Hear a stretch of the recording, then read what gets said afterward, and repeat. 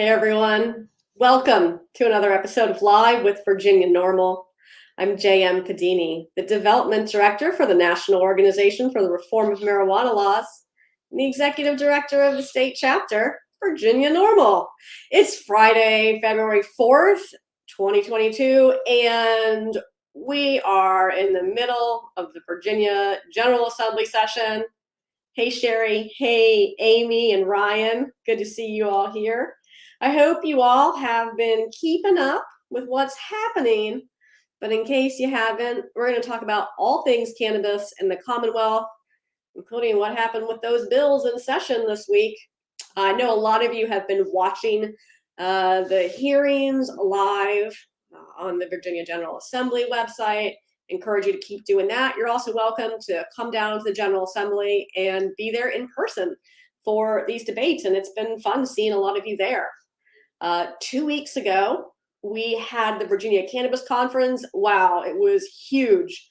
About 300 people came through the event, the biggest conference we've had to date, and it was really fantastic. Already excited for 2023. And I think we might do a one-day event later in the year to talk about some interesting developments here. So stay tuned for that. But let's get right into what happened this session. Now, Cassidy, why don't you go ahead and throw the link for our bill tracker page, because that's got all the nitty-gritty details on there for everyone. You can follow along with the legislation, and Cassidy and Ben and I are keeping this page updated pretty much in real time, sometimes a little later at night, after we're out of late night hearings. But you can see what's happened on the bill, and we've been including little notes about, hey, here's what actually happened. Right, so thank you, Cassidy. I see those in there. Hey, Keisha and Mel, good to see you. Hey, David. Yes, Ryan, hope all is well with everyone. All right, friends, so let's talk about it. One of the big successes of this session so far is House Bill 79 and House Bill 1030. Now, House Bill 1030 got rolled into 79, so let's just go ahead and talk about 79. Now, this is a bill that intended to roll back legislation that we just passed. So currently, law enforcement is prohibited from stopping, searching, or seizing a person, place, or thing based solely on the odor of marijuana, and any evidence that's obtained in such an unlawful search is not admissible. And there's a bill that would undo that, and it would also undo some other recent traffic-related issues, like can't get pulled over because the tint in your windows is too dark, or something hanging from your rear view mirror, things like that. But friends, we were able to get the marijuana related provision stricken from House Bill 79. Now, this bill is still moving forward, but without the marijuana language. So we're going to call that a win, because wins might be hard to come by this session, friends. There is, however, a bill still out there that has this language in it. House Bill 960 by Delegate Wampler. That language, if it makes it over to the Senate, is not going to survive in the Senate. But anyhow, definitely send the action alert in opposition to that bill. Maybe Cassidy, you can drop the link for that and drop that in the chat. So you're welcome, Mel. Charlie, you're not wrong. And in particular, Charlie, I think you might mean the the House General Laws Committee that we sat through on Tuesday evening. If you would like to spend 2.5 hours staring at your screen and wishing that you could get at least two of those hours back, then I encourage you to watch that video. The good news is the last half hour of that prohibitionist-packed presentation was none other than the illustrious Dr. Michelle Peace from right here in Virginia. She spoke in great detail about the risks to consumers currently posed by illicit, unregulated products, gave the members that sat through it a real eye-opener as to why we need to move forward rapidly with access to regulated products through our existing dispensaries and through new businesses, and brought in show and tell for everyone. Yes, friends, there was a tub packed full of various products that have made their way through her laboratory to be tested for a variety of substances, including Delta 8 and Delta 9, and the cookie that has the hair in it, and the weird vape that has something growing out of it that they can't figure out. It was a lot. They passed the samples around. They're in Ziploc bags, so they got to look at all these crazy products that are out there on the shelves right now that people are buying, not knowing what's in them. It was really great presentation, and that is one part that I do recommend tuning in for. Pop some popcorn, watch the last 30 minutes of that presentation. That part is excellent. The 2 hours before it were they were dry, dull, and full of disinformation. Anyhow, let's see. So some other things happened this week. Man, we've been at the General Assembly at like 7:30 every day this week. It's been rough, but some good things are happening. I'm going to talk about health professions first, health professions subcommittee in the Senate, and then we'll talk about the adult use bills. So there are some medical bills. Got some questions on our Facebook about why we aren't doing anything for patients this session, and wow, that couldn't be further from the truth. We are, of course, continuing to work on improving the medical program. We've been doing that every year since this process started in 2015. We had some really excellent bills to resolve issues for patients, and three of them are on their way right now. So Senator Marsden has SB 542, and that just does some improvements with the form for patients. Senator Marsden also has, gosh, Cassidy, I hope I'm saying these right, 772, and Senator Donovan has 621. And those bills, Senator Donovan's 621 is sort of the big operational improvements bill. And it has most of the language that is in Senator Marsden's 772. One thing that both of these do is fix the patient registration process. So should these bills succeed, patients would get their written certification from the registered practitioner, and that would be the end of the registration process. I'll wait for your applause.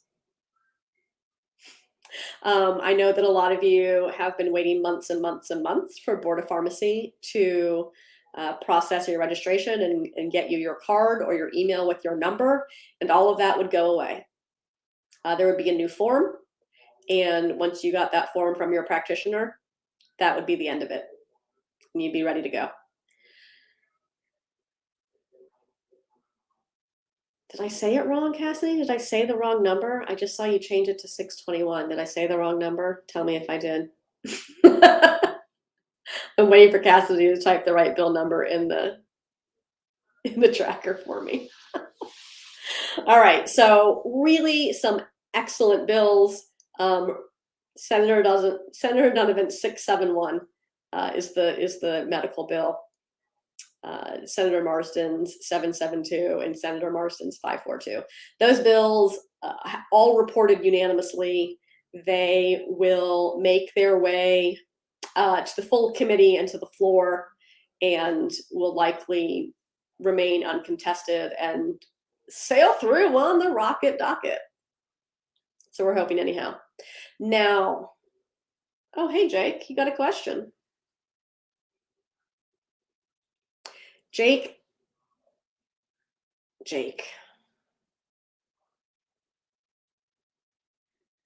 Jake asked if there's any updates on cultivation licensing and how much will it cost. The short answer is no.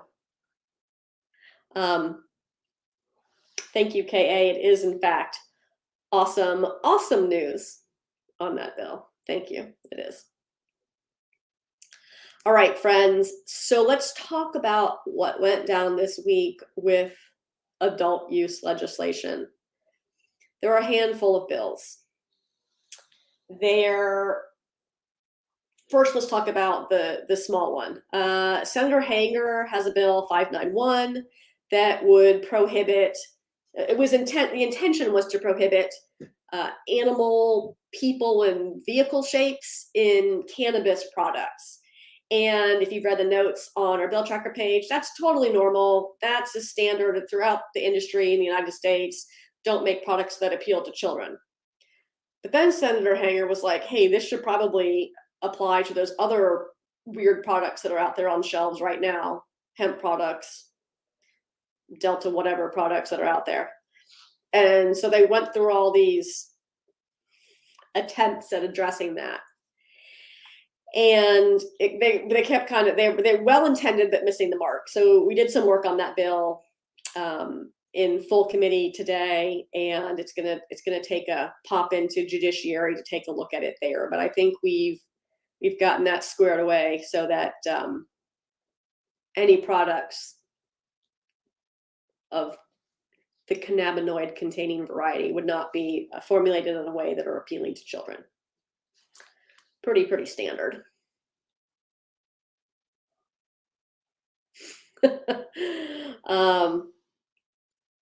Yeah, you're welcome, Jake.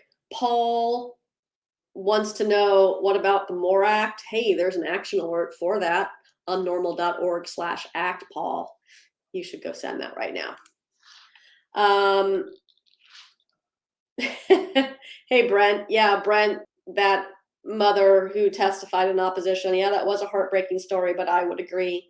Cannabis policy can't fix or address or universally account for mental health issues in individuals or the healthcare crisis that exists in the United States. And that's a sad story, isn't it? Alan, you're right. Baby steps, baby steps. We don't always get all we want in the bill in one fell swoop. Sometimes we gotta take it low and slow. Oh, hey, Brian, I don't know why I clicked on your thing, but what about safety sensitive jobs?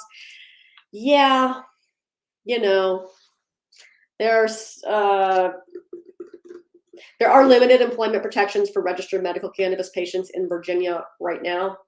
And if a company is subject to any sort of federal testing requirements, and those remain in place. But, friends, don't get high at work. It's probably the best advice there. So let's talk about what else went down in rehab and social services in the Senate this morning. Senator Donovan had a bill 621, and Senator Eben had a bill 313. SB 621, SB 313. And both of these bills looked at how to allow the dispensaries that are already open to begin selling to adults as well as to registered patients. Senator Donovan's approach, which is the preferred approach, Senator Donovan's approach would just allow them to do so as they are currently regulated under Board of Pharmacy beginning July 1 of this year, whereas Senator Eben's version would require the Cannabis Control Authority, which only has 2 employees as of now, would require the Cannabis Control Authority to promulgate regulations and then authorize those sales in January of next year. Ultimately, what the committee did was roll Senator Donovan's bill into Senator Eben's bill. And we'll have to see if this bill succeeds when it's through finance. That's what that bill is now, one bill, and it got referred to Finance Committee. Presumably, it will make its way through finance and go to the floor. If it succeeds in the Senate, then it'll go to the House, where in all likelihood, the House would revert it to Senator Donovan's version. but we'll see. And I'll remind everyone who has very strong opinions about this and transitional sales and licensing and whatnot.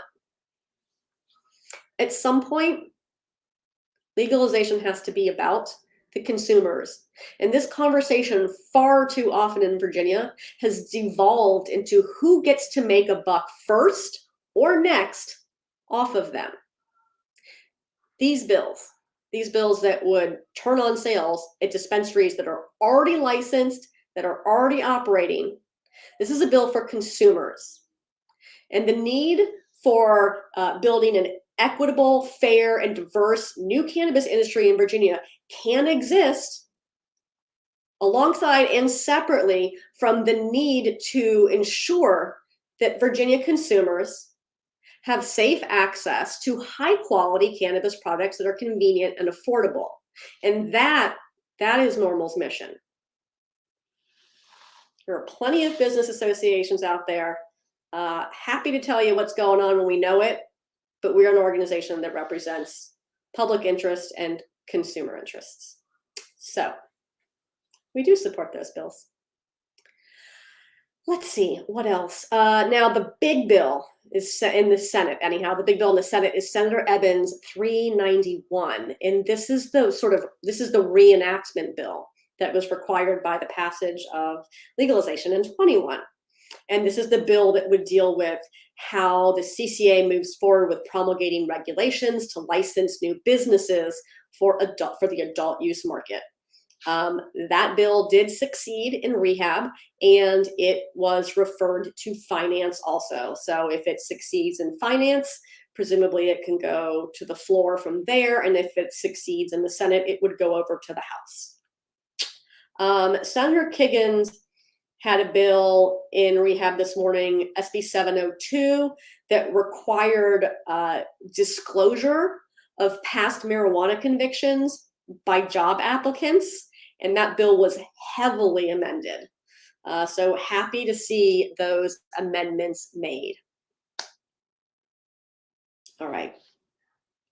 And then, as Cassidy is letting me know, Senate Judiciary Criminal Subcommittee recommended that Senator Lucas's bill 518 be incorporated into Senator Surville's SB 745. You can find out more about those bills on the Virginia NORML Bill Tracker page. Also, for all of those of you who are watching from other states who are like, what's happening in the rest of the world? You should definitely check out my colleague Jax James's show that happens on Fridays right before mine. She does a state policy update. She's good to answer your questions on all the other states. But today, friends, today in the United States House of Representatives, once again, the language, the provisions from the Safe Banking Act, the Secure and Fair Enforcement Banking Act, which is included in the America Competes Act, succeeded again. So this language has now succeeded 6 times in the House of Representatives, the U.S. House of Representatives, either as an amendment or as a standalone piece of legislation. So, you know, what we really need is for this to make its way through the Senate. So the America Competes Act now advances to the Senate for consideration. Unfortunately, in the past, Senate leadership has either refused to move safe banking as a standalone bill or has allowed the safe banking language to be removed as an amendment from other legislation in a conference committee. That happened in December. So we'll see what happens now. There's an action alert on this at norml.org/act. I encourage you all to go use it. Maybe like after the show, though. Don't leave just yet. All right, let me check out what you all have been asking. Oh, well, hey, Jeff Dean, thanks for reminding me about that. Rise. Rise is the brand of dispensaries in the Southwest area here in Virginia, and Rise has 2 new dispensaries opening. Now, they had the ribbon cutting ceremony, and there's no product in the stores yet. They do that. They do the ribbon cutting before the product goes in. That way the public can come in without being a registered patient. So they had their ribbon cutting for Lynchburg and for Christiansburg, and they're waiting for the final license, the final permit to be posted by Board of Pharmacy so they can stock product and open their doors to the public. The addresses for Rise Christiansburg and Rise Lynchburg are on the Virginia NORML website at vanormal.org/dispensaries. So if you're out in the New River Valley and you're waiting for a dispensary to open, should be real soon for you all. And same for you in Lynchburg. I know we've had a lot of interest from folks out in that area wanting something close to them. Jake, I think you have a really timely comment there. Yeah, there are a lot of synthetic cannabinoids on the shelves of Virginia stores right now, and they are entirely unregulated, as Jake is pointing out. Aaron,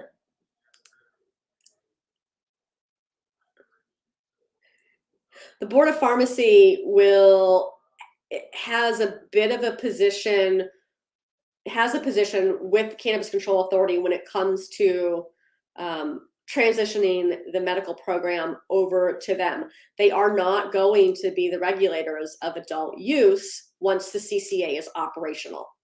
They're not going to do licensing for new businesses. That's going to happen under the Cannabis Control Authority, or that's the way it's supposed to happen now.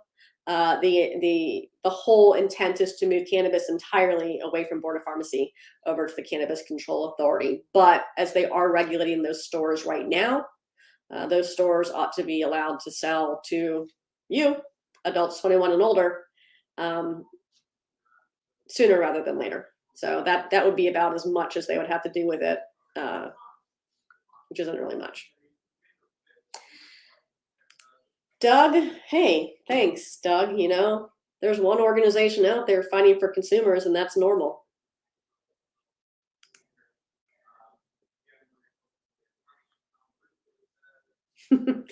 Hey. Michael, I did mention employee protection as it relates to the existing law. So that took effect July 1 of 21.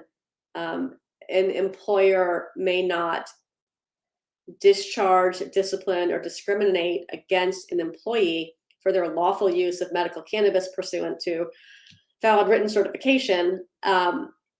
It doesn't prohibit them from taking adverse action against an employee who's impaired at work or who is in possession of medical cannabis at work if that's not permitted. So that law exists. Delegate Helmer has a bill to try and improve that. It has not been docketed in the House. Don't know if it will be. Had Democrats maintained control of the House, then we would have had a much broader employment protections bill introduced, but that's not how things shook out. So there's a lot more, playing defense happening right now. There was a bill introduced by Delegate March that would have required businesses to drug test any employees who were attempting to receive workers' compensation or who were filing for unemployment benefits for non-prescription controlled substances. So essentially attempting to undo the law I was just talking about. That bill was left in committee. It failed to advance for lack of a motion.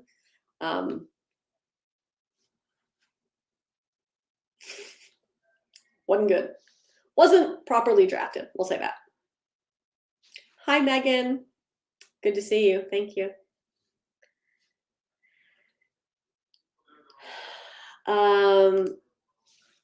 Mike says there's a barrier law that removes nonviolent convictions from employment searches.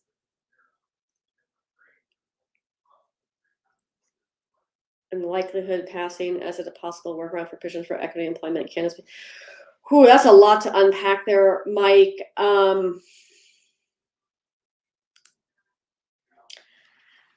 I think that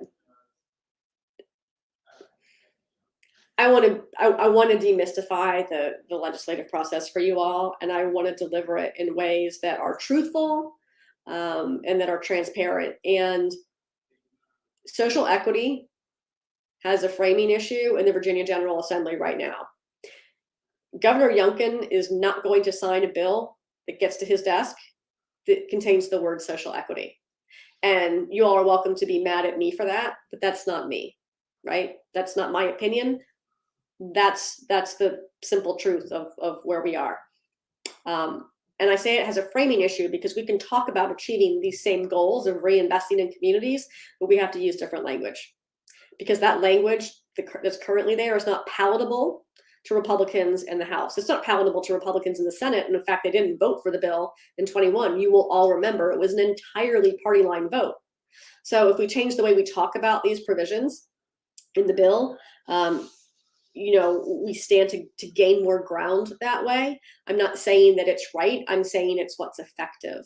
So think about what your objectives are, and then consider how we can get there. And a good case in point is the medical program, right? It's limited licensure. It's highly, and to some point, overregulated. It's high barriers to entry, totally vertical, and it's called pharmaceutical processors. It has nothing to do with pharmaceuticals, but back in 2017, that's the language that the people you all elected were emotionally comfortable with. So it didn't matter what we called it. Could have called it the pickle juice program, as long as we got something done, right? We didn't think that was the appropriate way to license this program, but it was that or nothing. And so now patients have access to medical cannabis in Virginia, whereas otherwise they wouldn't. And there is only so much a small nonprofit organization, or frankly, even a high-powered lobbyist, which I assure you we are not. There's only so much they can do given who Virginians put in office. And so we really have to frame things in a way that can be appealing to people on both sides of the aisle. And that's where we are today.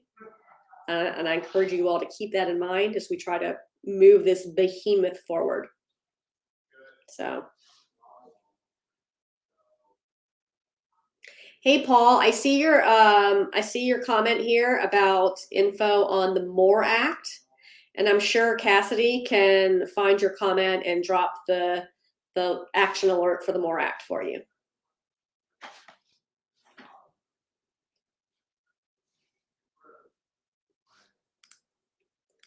Heidi, thanks for joining us. I really appreciate your comments. Hey, Elizabeth, good to see you.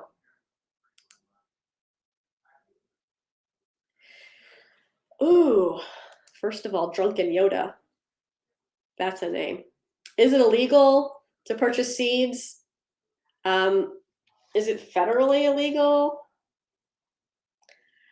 I mean, you can buy things on the internet, and sometimes they call it bird seed or whatever. I can tell you that here in Virginia, no, it's not. It's not legal to order them on the internet. It's not legal to buy them at a store. And the THC content is entirely irrelevant.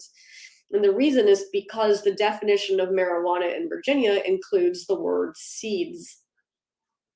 Is it legal? Excuse me. Is it legal and can you do it? Are two entirely different questions. Ryan, there is not. And again, friend, I will tell you that we would have no way to increase the number of plants for personal cultivation because of how Virginians voted in November. There just isn't a pathway to increase that right now. What I will remind you, though, is last year's proposal was too mature and too immature plants. So we just made the simple recommendation that, hey, 4 plants total, because what are we telling law enforcement to go measure plants, was very effective, and now you have 4. Hey Ryan, I like your second question. Is there going to be a maximum amount that you can possess in your home? It is entirely likely that if a bill, and that's a big if any reenactment bill can succeed, it is very likely to codify an amount for personal possession, not outside the home. We're not anywhere close to that point right now. So as this bill moves through the Senate, and if the House bill moves at all, the objective is to get any bill through the Senate and any bill through the House, and then vice versa, so that they can meet in conference. And conference committee is where the real wheeling and dealing happens between legislators, and where the real specifics come out. So we're keeping our eye on that, but we're just not to that point yet. Hey, Stacy.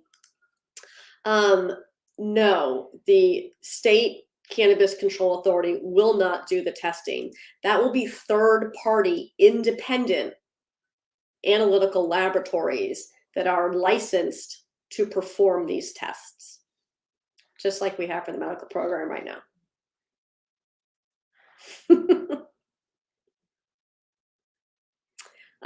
Sean, in order for licenses to be available, we're going to have to pass a bill this year.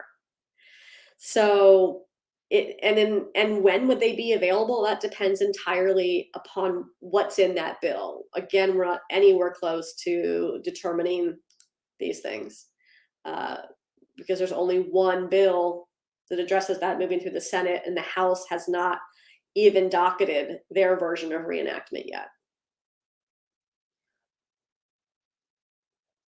Oh, thank you, Teddy. You're very kind.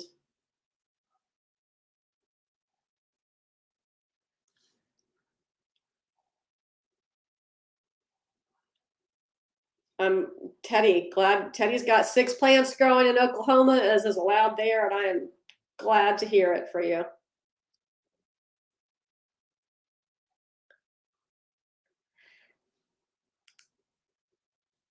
Yes, so I think, Mike, that there's a real intent to not have barrier crimes prohibiting participation in the new industry, but again, this is something that we're going to have to slog through as we get bills into a conference committee.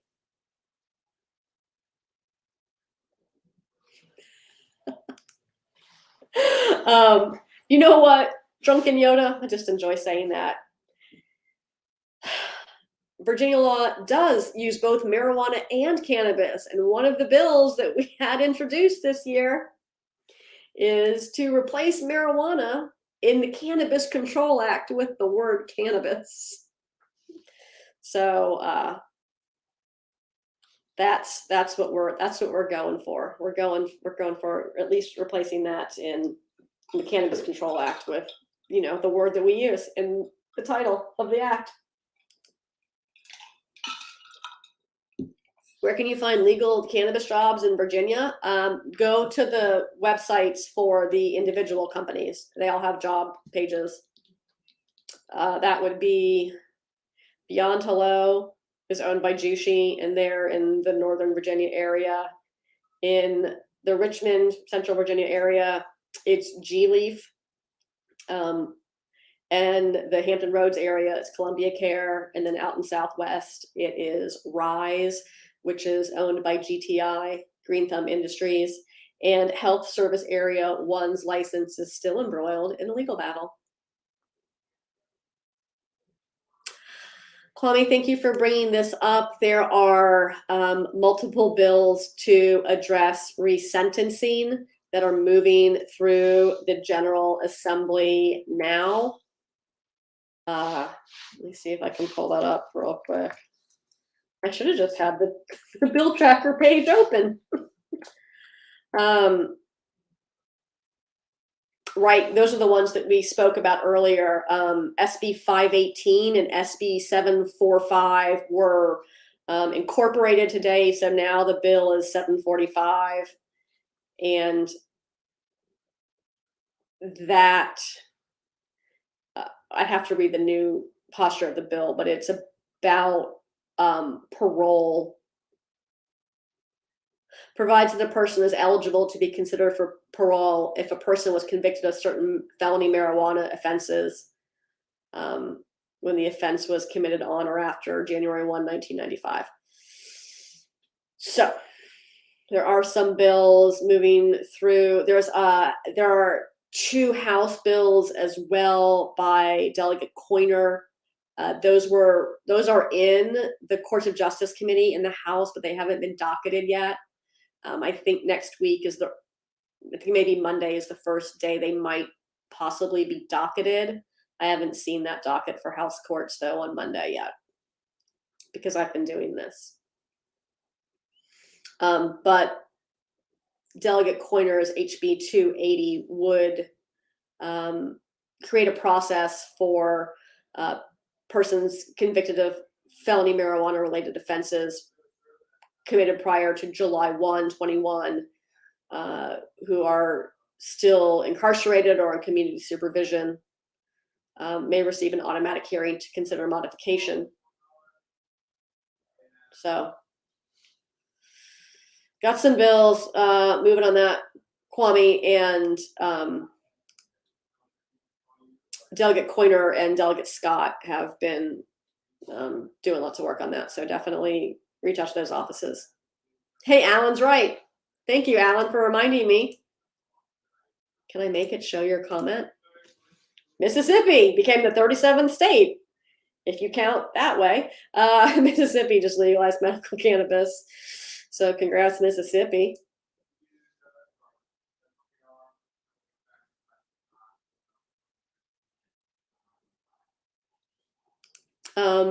Michael?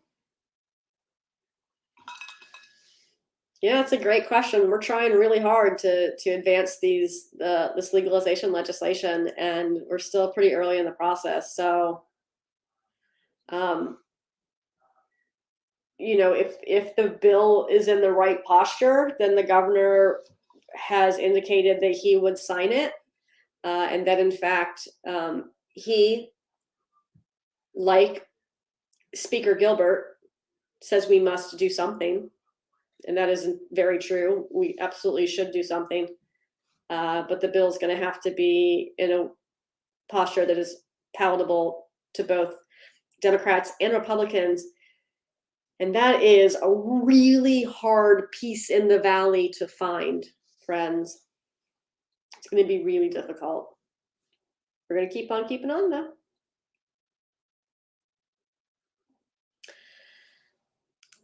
Rick, I agree. It's you know, it's a word that Americans use, and that's totally fine. It's in our name, but it doesn't really belong in code.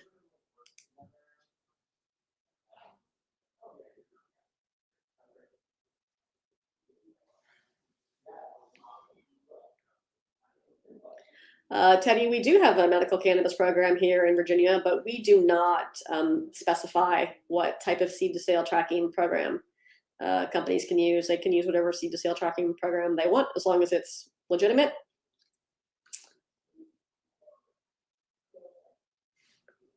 Hey, Robert, we talked about this at the top of the show. There is one bill, House Bill 960, I believe, still contains that provision, but we were able to get it stripped out of House Bill 79 and House Bill 1030. So there is still a bill that has that in it. I haven't seen it docketed yet, though.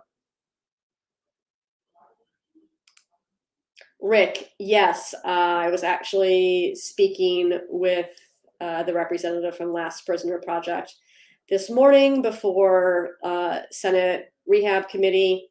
They were here to testify for some of the sentence modification bills. Drunken Yoda, I'm so glad you've been a member for over 35 years. And I hope, Drunken Yoda, that you've donated $35 or more this year so that you can get your 2022 membership card. If you haven't, friends, like Drunken Yoda, I'm sure has, please go to normal.org/join so that we can send you your 2022 NORML membership card. And if you're in Virginia or just happen to love the Commonwealth, go to vanormal.org/join and get your state membership as well. Ryan, I will keep on keeping on. You too. Cassidy, let me take a quick look and see what else I missed. Oh, there are so many news articles. You know, when session comes around, I forget how popular marijuana is with the news media.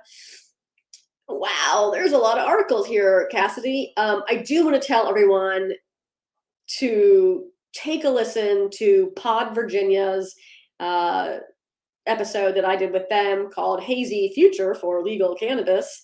I think it was a really fun podcast to do. I love the folks over at Transition VA and their Pod Virginia podcast. So take a listen to that in your spare time. You can fast forward to the beginning parts. I'm taking a look at this. Washington Post, we were featured in Washington Post earlier. This week, I can't remember how time works anymore. But that was a good time. Take a read for that. Associated Press did a piece that was syndicated everywhere. We're in that one. I'm getting down to it. And then, friends, there's kind of a sleeper story out there.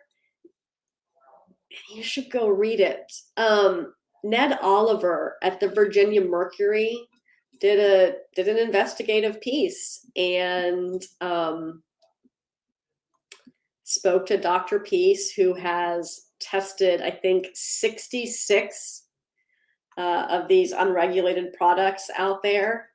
And the results are fascinating. 25 of these, hemp products or Delta 8 products or whatever nonsense name or no name they have on them. 25 of them contained illegal amounts of Delta 9 THC.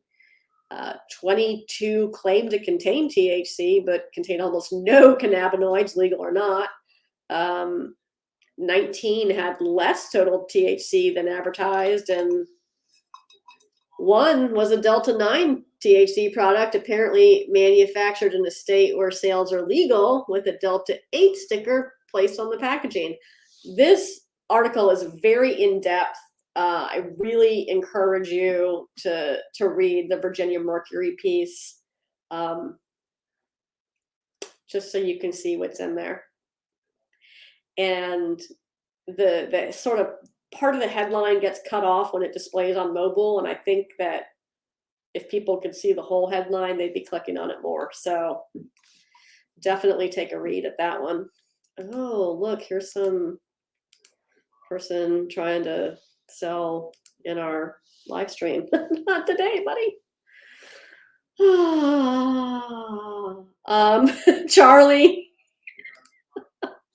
Charlie, I hope this is a joke. When will the cards be mailed? Oh, wait, maybe you're talking about a membership card, in which case it's not a joke. Soon. If you were talking about medical cannabis cards, your joke real funny. If you're talking about NORML membership cards, they're going out next week.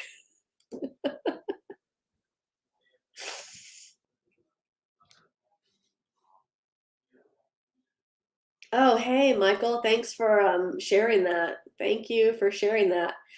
You're 6 weeks and waiting. Yeah, unfortunately, there's not really anything we can do to move it along. But Michael, I don't know if you were here for the beginning of this, but there is a bill. There are two bills that are moving. Did they advance to full committee? Gosh. They're making their way through. Look, they're going unanimously. It's going to be fine. They're going to make their way through the Senate. But these bills would basically end the registration process after the patient gets the written certification from the practitioner. That would be the end of the process. So Board of Pharmacy wants this. We want this. And the hope is that we can get that done so patients are not waiting weeks and weeks and weeks to get a registration email or a card. Once they get their certificate from their practitioner, if this bill passes, that would be the end of it. Thank you, Charlie, for clarifying. NORML cards will mail out next week.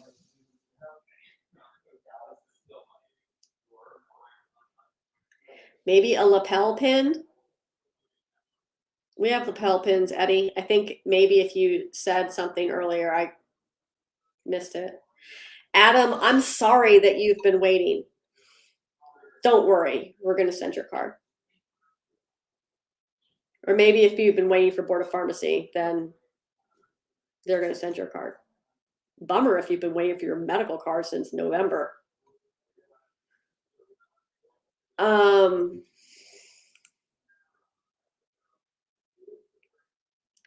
Yeah, we've covered this at NORML, Teddy.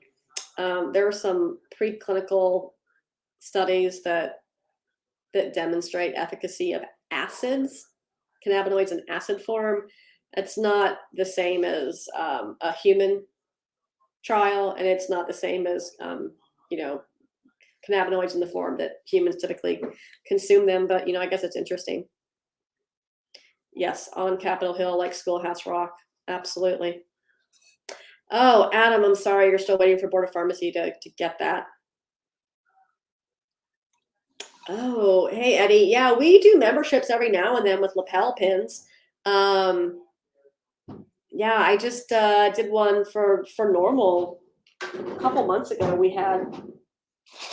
had memberships filled out with lapel pins, and I thought I was going to be super suave and pull one out, but who knows where those are? They're not right in front of me, friends, and that's what I can tell you.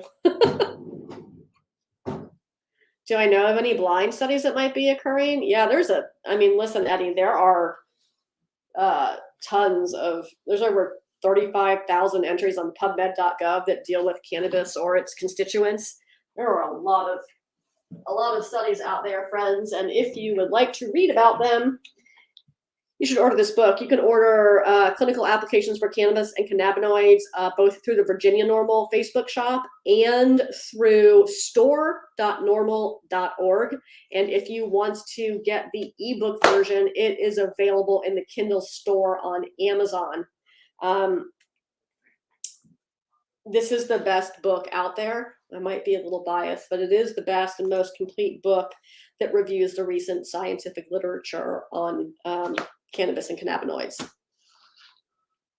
And Eddie, if you're subscribed to NORML's email, which I am sure you are, otherwise just head to norml.org/subscribe.